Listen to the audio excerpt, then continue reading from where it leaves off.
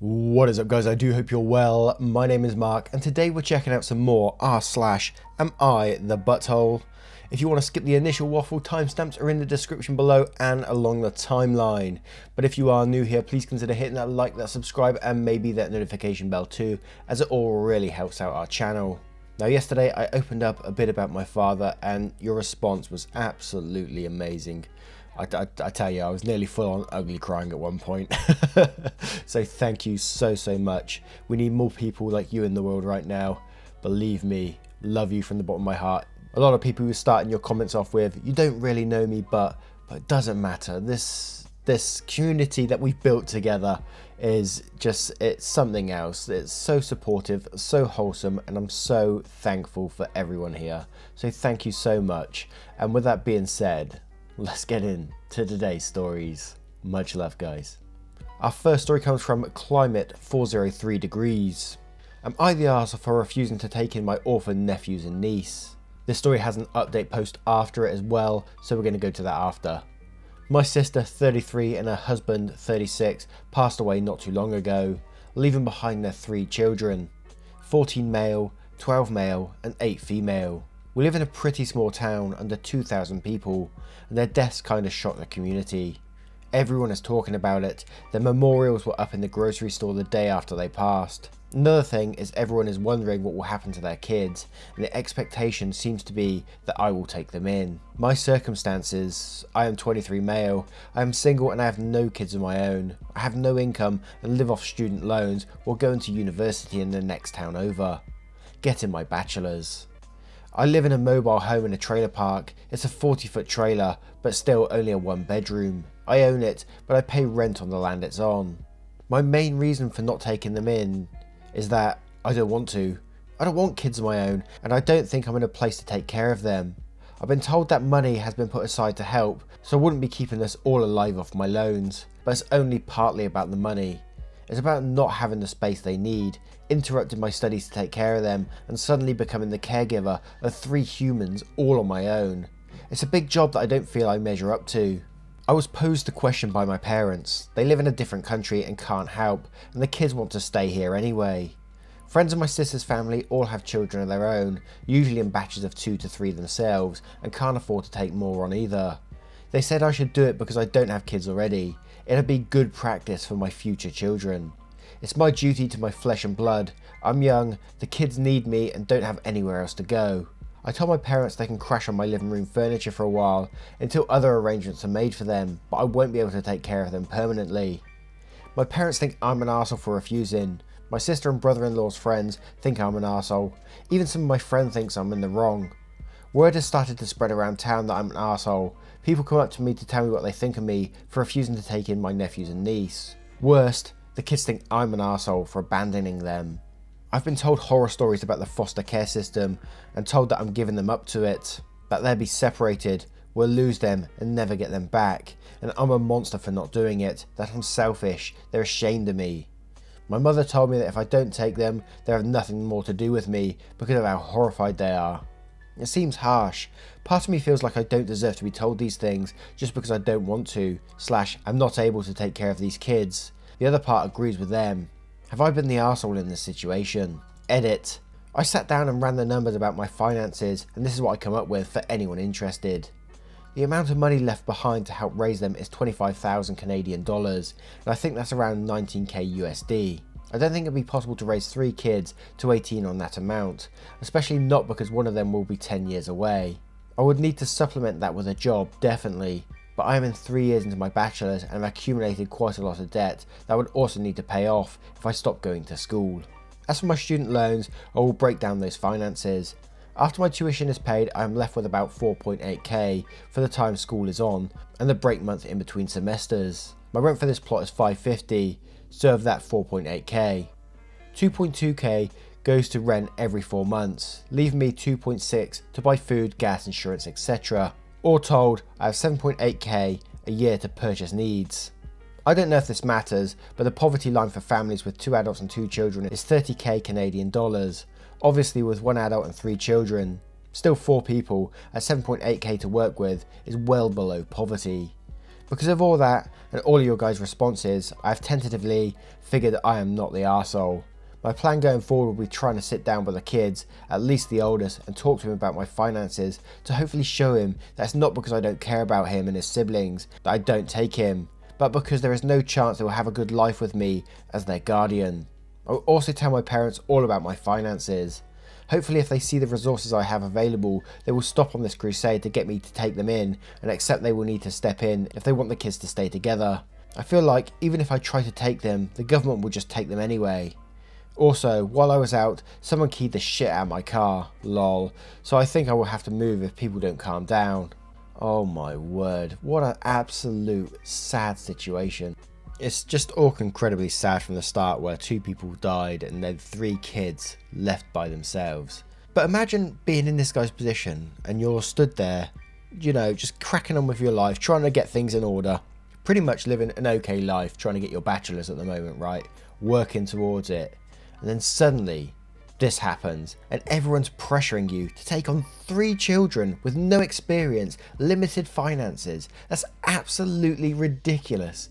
And for your own parents to say they disown you because of it, that is just selfish beyond belief. That they're not stepping up. They won't step up to it. They say they can't for whatever reason, but telling you you have to because you have no kids, because you made those choices in life is absolutely stupid. Don't get me wrong, I feel so sorry for those kids, and I hope someone does step up to it. But as you said, you're not the person to be doing that. Living off, how much was it? $25,000 to get them to 18. That's just not possible. that won't even last a year. That won't last half a year probably, because of the amount you have to spend. There's clothes, shoes, washing, food, everything, school supplies. Don't get me started. It can go on forever. That money won't last long at all. But yes, the situation with the kids is just unbelievably sad. And as I said, I hope someone does step up to keep them together, because I don't know what the foster system's like in the US, but apparently it's not a good place to be. And we do have an update on this post, so I'm going to go to that straight away. A lot of the comments below are just saying not the arsehole, simply, but pretty much for the reasons that I said as well. That it's a lot of pressure to put on someone who's just pretty much started their life, to give them 3 kids and told them to crack on with it. Yeah, people are quick to step up and say, look, you're the arsehole for not taking these kids, but offer no solutions themselves. So yes, let's have a look at the update post. So almost a month later, you'll probably not be proud, as I am not proud either, but this is what has happened. I withdrew completely from all discussion of the kids unless I was reached out to by someone, usually my parents. Talking to them was pretty hopeless. Some of their favourite talking points were, you can put your school aside and pick it up when they moved out. It's only 10 years. It doesn't matter that you don't want children. It's not your choice to make. You're not a man if you don't help these kids. It's your responsibility to the children and to your sister. The children will go to the foster care and be split up, and that is your fault. They dodged all discussion of finances by saying that either my student loans will cover it, or I'll just have to get a real job and stop being a spoiled intellectual. In the sense that I belong to the intelligentsia. Don't know what that is. Just shows my intelligence there. Not that I'm smart or anything. They definitely use it as an insult. Or that my siblings put money aside for the kids. When I told them that the money they put aside is only 25k Canadian or 19k USD, they told me that is the perfect amount for raising kids on. Eventually I clued in that arguing with them is useless and started to only repeat one thing: you take them in then. No matter what they said, I countered it with, you take them in then. Sometimes adding on things like, if it's selfish not to take them, you take them in then. This is part of what I was least proud of, as it was very immature of me. I'm sure they wanted to wear me down into accepting. Truthfully, it was you guys who gave me the idea, as well as told me to stand my ground, and for that, I am grateful. Finally, they raged out and told me I was disowned. Forget you are our son, forget your family. We refuse to have such a monster in the family. Forget how to speak our language, because it's not your country anymore. We will cut you out of every picture that has you in it. You will know what it means to be rejected by your family, like you have rejected those children, etc. Last I heard, there was plane tickets in the works to bring them to my parents, so I guess I'm off the hook with them, so to speak. Honestly, I'm done with the whole family, kids included. If they want to hate me over this, then I guess they hate me. Closer to home, things have been rough. I spent the time sorting out who I could still count on as friends. The town itself I have completely written off. My car was a piece of shit anyway, so people kept keying it and it didn't matter. I ended up moving as I was definitely no longer welcome here. Ultimately, I don't feel like I won or that I have a happy ending to share, even though things have ended and everything is resolved. So there is your update. I hope it's closure for those of you interested in how this ended up playing out. And as I said, how sad is that for Opie in the end? He's lost his sister and then he was pressured to this point to actually leave town because people were being shitty people to him. Ah, my word. But you might have a different opinion on this story and I would love to hear it. I'm open to all opinions and I respect them too. So let me know in the comments below and don't forget to vote on that poll in the description for story 1. And our next story is from Jess Kemp. Am I the arsehole for ruining my brother's coming out moment? It happened like a month ago and brother still won't talk to me. I'm 17 female and my brother Isaac is 18. 2 years ago, Isaac came out to me and told me he was gay.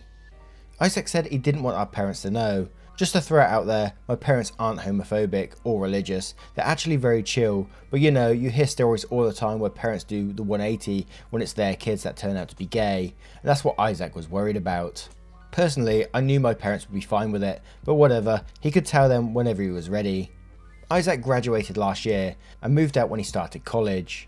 Since then, he'd been telling me he's going to come out to my parents when he comes over, but then he doesn't do it. He gave up on wanting to tell them and decided he's just not going to do it for a while. Now me, for over a year, I started having my own questions about my sexuality when I found myself having my first girl crush. Wondering if I was a lesbian or maybe just curious, but I was still attracted to a few guys at school, so I came to realise that I'm bi. Never told Isaac, just my group of friends. Well, the girl I was crushing on ended up liking me too, and we decided to go out. We've been together 4 months and I couldn't be happier. Obviously my parents could tell that I'm seeing someone because I'm always texting my girlfriend or leaving the house to spend time with her. They said they'd really like to meet whoever I'm dating and I decided now was a good time as any. The following Saturday I invited my girlfriend over. My parents told me Isaac was on his way over to join us for breakfast right before my girlfriend showed up. When she did, I introduced her to them as my girlfriend. My parents were a bit surprised at first, but they shook it off and welcomed her. I told them I was bi and they accepted me like I knew they would. Isaac got there 10 minutes later and when he found out, he wasn't happy. The whole time we were sitting together, he didn't say anything and was really serious. He left early and then later on I got a text from him calling me a fucking bitch. He said this was going to be the day he came out to my parents and I ruined it by making it all about me. I called him right away and when he answered, he was crying. He said he finally worked up the courage to tell them and he had his own speech planned out. But now I ruined that and he'll never forgive me. He called me an attention seeker and a selfish bitch and hung up on me. This has really torn me up. He said before that he wasn't going to tell them, so I didn't know about any of this. Now Isaac won't talk to me and I can't tell my parents we're fighting without revealing his secret. I don't know if what I did was wrong. Did I really ruin this moment for him? Am I the arsehole? So you said that he kept toying around with this idea for a while and today, the day you're going to introduce your girlfriend, is amazingly the day he's going to decide he's going to come out with his secret. Bit too much of a coincidence, right? And the fact that he was going to try and overshadow your moment as well is stupid in itself. You know, he's the one who's being selfish in this situation, not you. And fair play to you for coming out the way you did, just being open with it. You know, takes a lot of courage to do that, I imagine, so well done to you. But I'm not going to hate on the brother too much. I could say he's a complete arsehole and all that sort of stuff, but you've got to think about probably the anxiety that's in his head right now, the things he's going through. I know it's inexcusable the way he's treating his sister, but he's probably going through a lot of mental stuff right now. You know, coming out, it's got to be a massive thing for someone. I can't imagine it. I imagine there's a fair few in the comments who's going to tell me what it's like, and I'd love to hear those too, because I can't imagine the anxiety of doing that, you know. So let's have a look at the comments below to see what we can find. Nut Michelle says, not the arsehole. Seriously, the day you introduced your girlfriend was miraculously the day he felt brave enough to tell your parents about his sexuality. I call bullshit. That's a pretty huge coincidence.